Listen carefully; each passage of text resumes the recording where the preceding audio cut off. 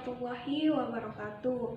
Halo teman-teman, hari ini kami akan membawakan materi yang ada di dalam mata kuliah kajian IPS SD 2. Kami dari kelompok 1 yang beranggotakan Halimatus Khalifah, Hikmah Wahyuni, Rika Oktaviani, Elis Asrining Dewi Pertiwi, dan saya sendiri Maulida Azahra. Baiklah, kita akan langsung saja ke materi yang pertama. Selanjutnya, materi yang pertama yaitu tentang pengertian filsafat secara umum. Filsafat adalah kajian masalah umum dan mendasar tentang persoalan seperti eksistensi, pengetahuan, nilai, akal, pikiran, dan bahasa. Filsafat merupakan suatu ilmu pengetahuan karena memiliki logika, metode, dan sistem. Akhir dari proses-proses itu dimasukkan ke dalam sebuah proses dialektika. Untuk studi falsafi harus dan mutlak diperlukan logika berpikir dan logika dalam berbahasa. Logika adalah sebuah ilmu yang sama-sama dipelajari dalam bidang studi matematika dan filsafat. Tujuan dari filsafat adalah untuk memperoleh kebenaran yang bersifat dasar dan menyeluruh dalam sistem yang konseptual.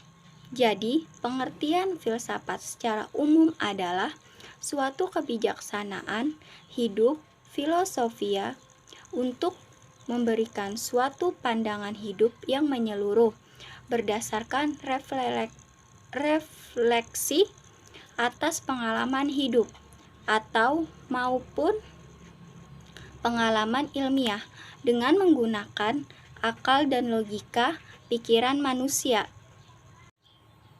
Materi selanjutnya yaitu tentang pengertian filsafat pendidikan.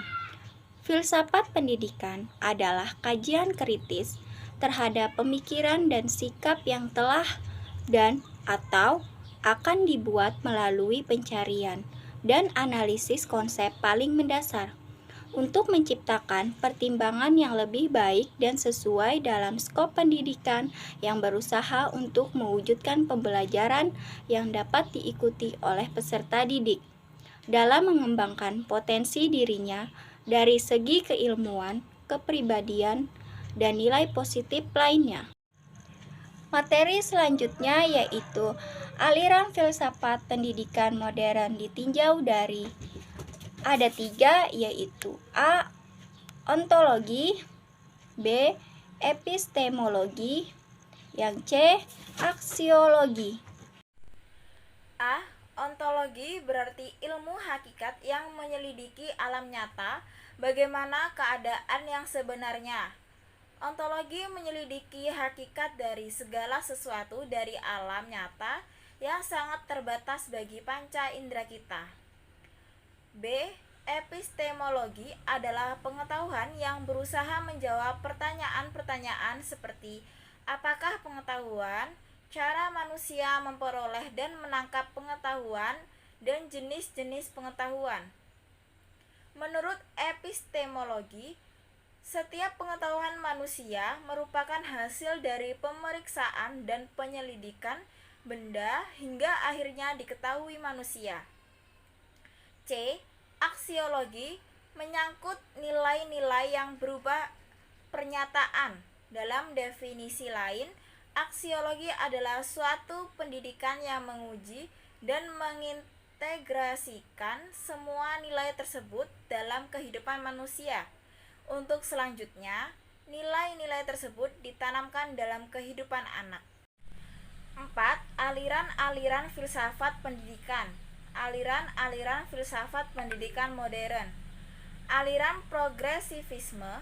Secara bahasa, istilah progresivisme berasal dari kata progresif yang artinya bergerak maju.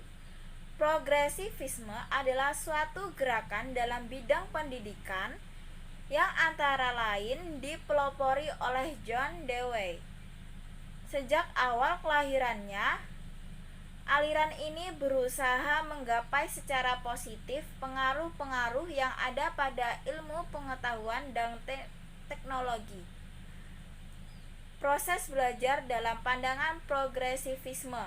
Yang pertama, anak atau peserta didik harus bebas dan berkembang secara natural. Yang kedua, pengalaman langsung adalah rangsangan terbaik dalam pembelajaran. Yang ketiga, guru harus bisa memandu dan menjadi fasilitator yang baik. Yang keempat, lembaga pendidikan harus menjadi laboratorium pendidikan untuk perubahan peserta didik. Yang terakhir, aktivitas di lembaga pendidikan dan di rumah harus dapat dikoperasikan. B. Aliran esensialisme. Filsafat pendidikan esensialisme bertitik tolak dari kebenaran yang dianggap telah terbukti selama berabad-abad lamanya. Jika dilihat dari segi proses perkembangannya, esensialisme merupakan perpaduan antara ide-ide filsafat, idealisme, dan realisme. Esensialisme yang berkembang pada zaman Renaissance mempunyai tinjauan yang berbeda dengan progresivisme, yaitu mengenai pendidikan dan kebudayaan. Progresivisme menganggap bahwa pendidikan penuh dengan fleksibilitas serta terbuka untuk perubahan, tidak ada keterkaitan dengan doktrin tertentu. Toleran serta nilai-nilai yang dimilikinya dapat berubah dan berkembang. Oleh karena itu, aliran esensialisme memandang bahwa pendidikan bertumpu pada dasar pandangan fleksibilitas dalam segala bentuk yang dapat menjadi sumber timbulnya pandangan yang berubah-ubah, mudah goyah dan kurang terarah, tidak menentu dan kurang stabil. Maka dari itu, idealnya pendidikan harus berpijak di atas nilai-nilai yang sekiranya dapat mendatangkan kestabilan, telah teruji oleh waktu, tahan lama, serta nilai-nilai yang memiliki kejelasan telah terseleksi. Adapun nilai-nilai yang dianggap dapat dijadikan pijakan, yaitu nilai-nilai yang berasal dari kebudayaan dan filsafat yang korelatif. Puncak refleksi dari gagasan ini adalah pada pertengahan abad ke-19. Baiklah, yang ketiga, aliran perennialisme. Aliran perennialisme yaitu aliran tentang pendidikan yang sudah ada sejak abad ke-20. Aliran perennialisme lahir yang menjadi reaksi terhadap pendidikan progresivisme, di mana aliran ini menekankan pada suatu perubahan dan sesuatu yang baru.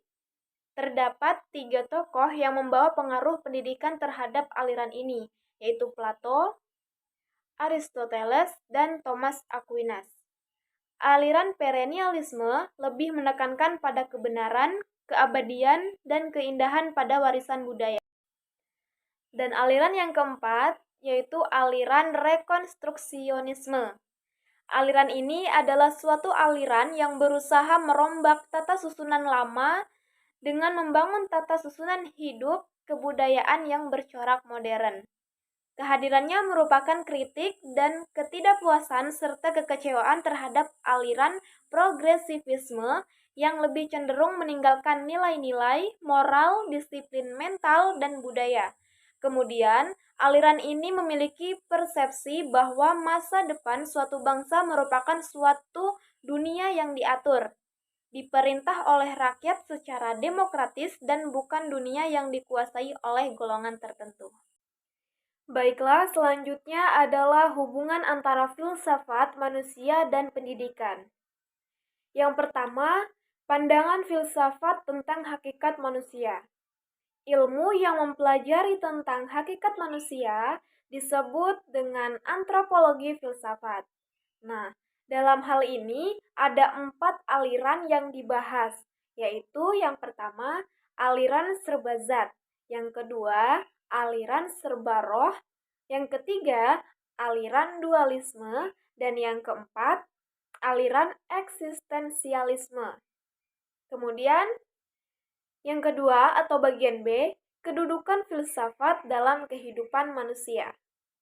Filsafat merupakan ilmu yang berusaha mencari ketetapan dan sebab-sebab yang sedalam-dalamnya bagi segala sesuatu atau seluruh dunia dan alam ini sebagai pandangan hidup. Apabila pandangan ini mengenai manusia, yaitu pikiran, budi, tingkah laku, dan nilai-nilainya serta tujuan hidup manusia, baik di dunia maupun sesudah di dunia ini, tiada yang kemudian disebut pedoman hidup.